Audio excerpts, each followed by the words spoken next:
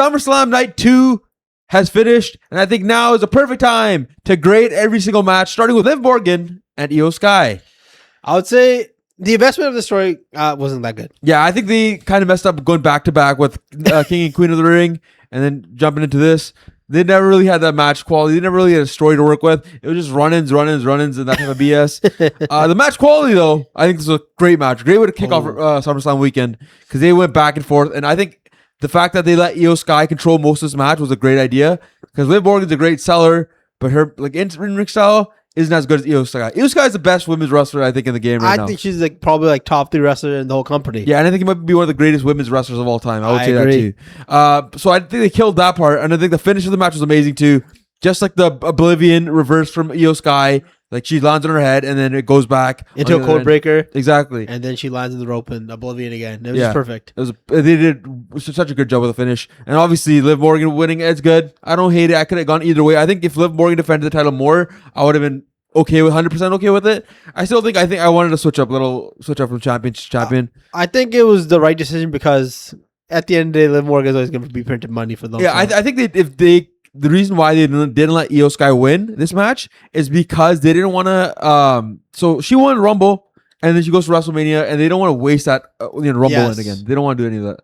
So I think we should give this match A-. I agree. There's a good old A-. Good start. Good start to SummerSlam. They kicked it off the right way. Next match is the LA Knight, Solo Sikoa, Royce Keys versus the Bloodline match. Let's run it back. I think investment was okay. I think some weeks I was like, oh, this is exciting. Some weeks I was like, I don't really care. Some weeks it was like, oh, Solo's doing great. And then some weeks it's just like, I don't care what the Bloodline's doing. Yeah. And the match quality, I feel like it was just whatever. There's no real story, telling in this match either, right? No. It's just a straight up match. I think there was one part of the match that everybody was wondering the whole time was what Solo going to do. But I still think there's some Bloodline storyline that they kind of missed out on. Like Jacob Fatu didn't really care about the Usos the whole time, the whole build. And then during the match, it was nothing like that. They were all side by side doing the entrance together. Like Jay's walking, Jacob. So I think the quality of the match is okay. Yeah. Not great. What about the finish? I think it's good finish because I liked how Solo come in at the end. Yeah. Like it was good that they didn't have Solo to betray them. Yeah. And it was just good that Solo was like, okay, I'm a babyface. And you saw the reaction with Solo. Yeah. He was just great this entire match. He's the winner of this match. They nailed it. Because I think the only part that the biggest winner of this match was Solo for sure, like you said. And I think they nailed the finish too because we didn't know if Solo was going to help him or not. And then at the end, he just comes through with this Solo spike. And the right team won. Yes. The Bloodline one, I don't think it would really change anything other than solidifying them and making Solo look weak again. But them winning because of Solo was huge and it helped them out. I think that we give this a B-. I agree. A B- is solid for this match.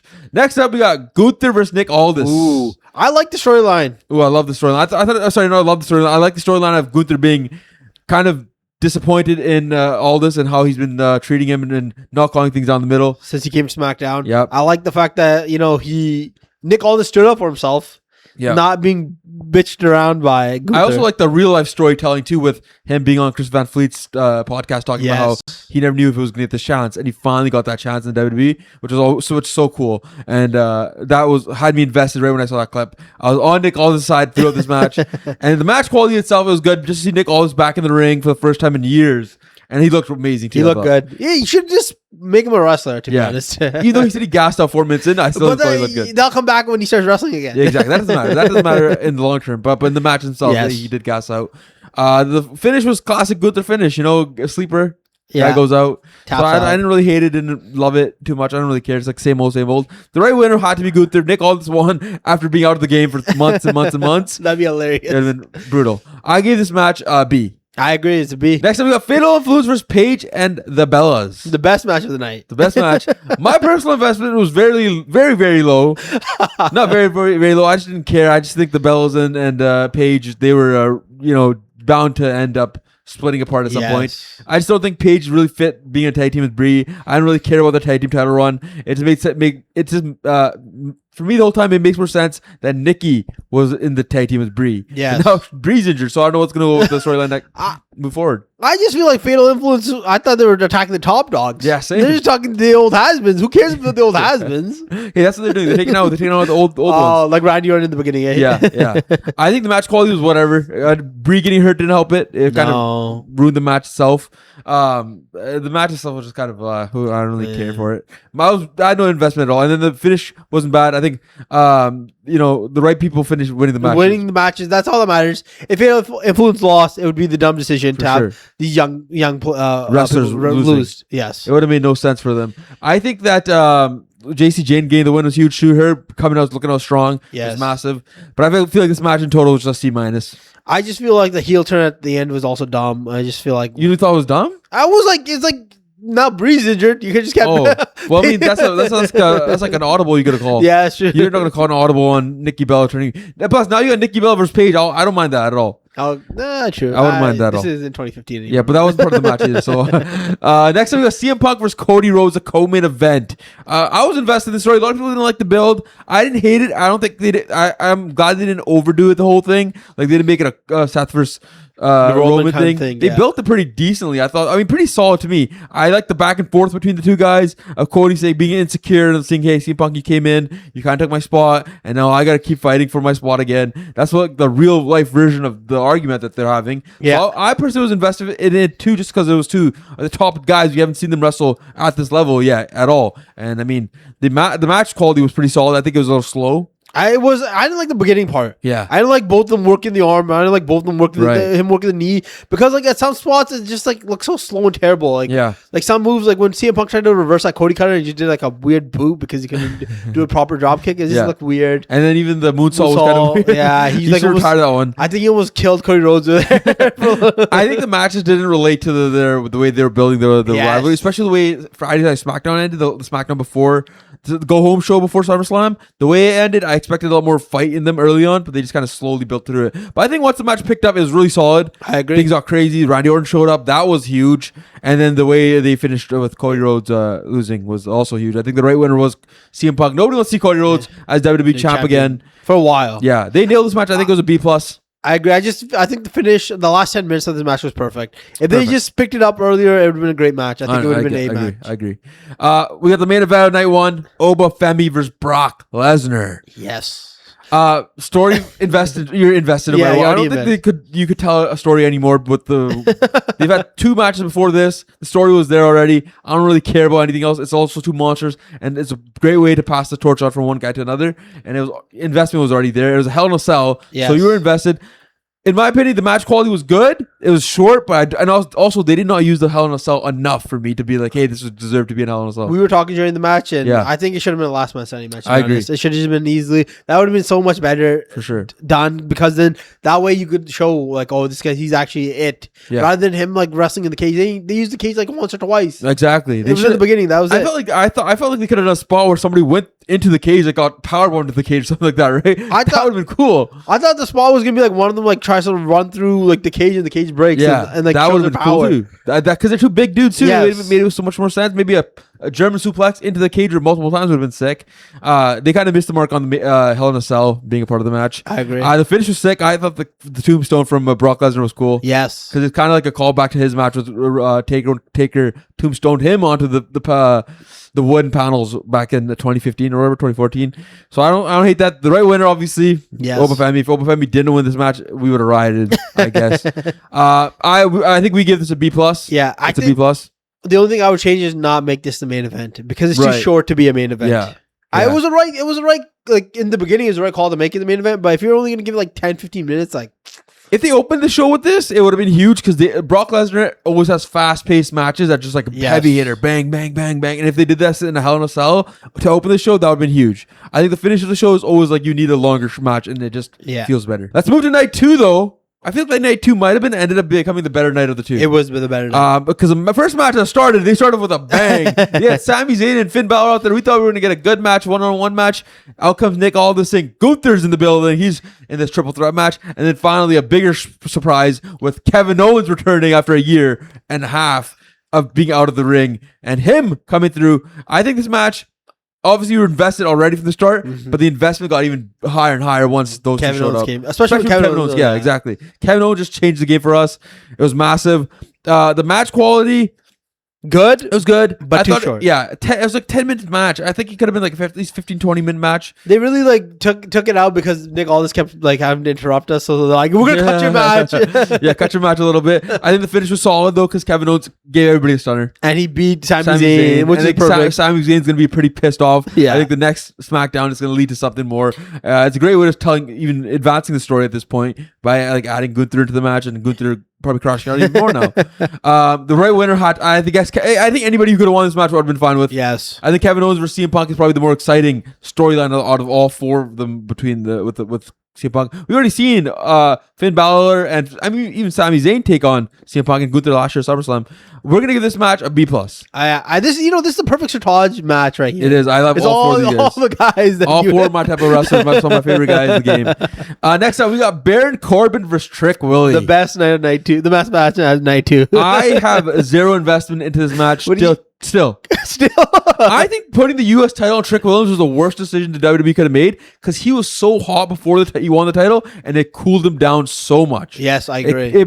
You have this title that's being defended week after week after week by workhorses, and then you have this guy coming in like he's Roman Reigns, and he has earned the Roman Reigns title. I'm not doing that anymore. Barely defending the title, and he's it cooled him down so much. It shouldn't even done that. They kind of killed his momentum pretty badly here. I kind of feel like he was the perfect guy to be a workhorse. He's young. Why would you limit his in-ring abilities? For sure. He's good in the ring. Yeah. Let him cook. Like that's Let him all. Those guys, Trick, Mello, Ilya Dragunov, they're built for wrestling. Just let them wrestle. They'll show up. They're not Obafemi. They don't got the biggest build, but they're great in the ring. They show their athletic abilities in the ring. I think this match was pretty boring, to be honest. I didn't really care at all because I was already not invested in the story. And I think when you have a guy like Trick Williams who's not really wrestling all the time and not like this over-the-top unreal wrestler like Carmelo Hayes or somebody who's going to put a banger from start to finish, this match is kind of built throughout the match, right? Yes. For Trick Williams at least. And I think I just didn't really care until the finish. They brought the table out early, and then finally they put little Yachty to the table. The greatest bump through a table I've ever seen in my life. And then the surprise finish. I didn't expect Baron Corbin to win this match. I didn't either. But the fact he did was amazing. I like that part. I think the right winner...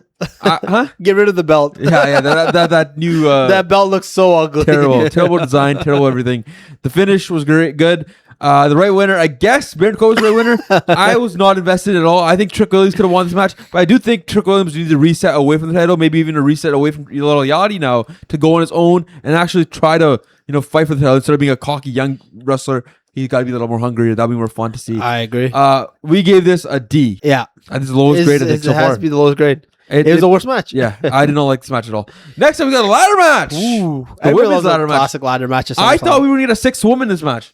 Oh, Alexa Bliss. They said, not today. No. We already wasted our Nick Aldis's surprise. Investment in the story was made for me. Outside of it being a ladder match between women, I think the interim title being on the line made no sense to me. It's a dumb... Like, you should have just said for the WWE title. Yeah. It would have been a little bit better. And then Rhea Ripley comes back and says, I never lost a title. Yes. And you could have had that whole thing, Survivor Series, here we go. Exactly. And now we got an interim title. I think the interim just cheapens the whole thing. Yes. And hurts the match itself. The match quality was great. Anytime you have a ladder match, it's always fun. There's some good spots, like when Tiffany Stratton got tossed into the ladder pretty much. Oh, by Lash Legend. Yes. She double-handed choke slammed her through it. I think the finish was amazing too, with Chelsea Green almost losing. I thought she was getting screwed over, and she ends up winning it at the end. Pledge allegiance. I pledge allegiance. And the right winner, 100% the right winner. I kind of feel like this match had no bad winners, but it was perfect that Chelsea Green won. She's the one I didn't think was going to win, to be honest. I thought they're not going to give her the title, but she ended up winning, and she deserved it. She's been working her ass off for at least 2 years. Since she came back, she's been killing it. Fuck Michael Hayes. Yeah, like she said herself. We give this an A. Perfect match. It deserves it. Next up, we got the Danhausen versus Dominic Mysterio match. Money's on a pole match, Todd. Money's on a human money. Human money's on a pole match. We gave this. We were not invested in this match as much.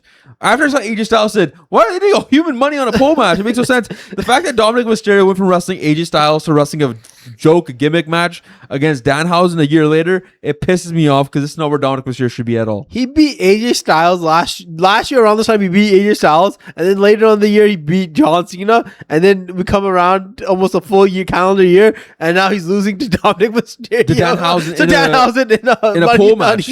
Makes zero sense. The investment was not there for us. The match quality was whatever. I think the mini houses come in, it's fun and all that, but I don't really. It's not like, oh my god, this is a you gotta watch this match type of moment. It was whatever. It was fun at the time, but I'm not gonna go back and watch the match. Obviously, the finish was whatever. It's a classic Danhausen finish. You've been cursed. Fireworks. You go grab the money. The right winner. Nah.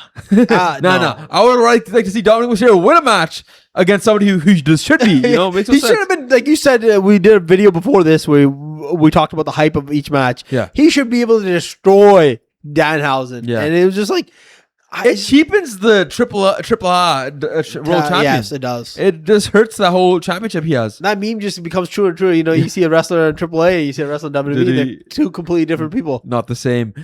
We give this match a C-. Oh, free Joe Henry as well. Free Joe Henry, yeah. I feel bad for Danhausen. He's fun, but they're overdoing it now. Yeah. I think him a rest. Cut back on. Cut him off. The co-main event of night 2, Chad Gable versus Penta was next. High investment in this match. Yes. IC title match.